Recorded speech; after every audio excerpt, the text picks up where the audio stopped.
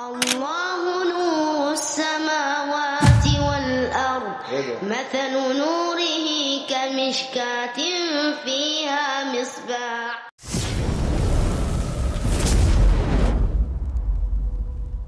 وبالنسبة للأخ اللي لابس شال فلسطين برضه، هي دي لابسة شال فلسطين فأبهرتني. أنت إيه ظروفك؟ هفاجئك بالموهبة آدم برضه؟ موهبة كبيرة جدا. موهبة ثانية؟ بإذن الله كلنا. تعال خش. اسمك آدم؟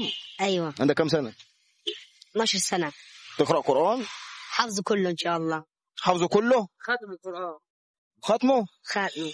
الله أكبر، إيه الحلاوة دي؟ طب ما تسمعنا آية كده. حاضر. أعوذ بالله من الشيطان الرجيم. بسم الله الرحمن الرحيم. الله نور السماوات والأرض مثل نوره كمشكاة فيها مصباح. الحلاوة دي. المصباح في زجاجة، الزجاجة كأنها كوكب دري يوقد من شجرة مباركة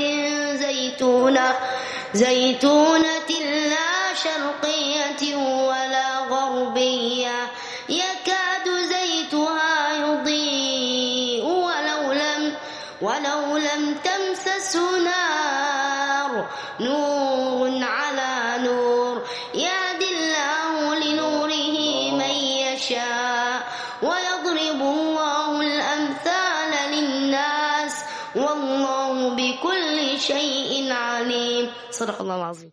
الله ايه الحلاوه دي؟ تعالي كده. الاثنين دول انا مش هتكلم، هسيبكم انتوا اللي تتكلموا عليهم وسلطوا الضوء عليهم. والله العظيم موهبه جامده جدا.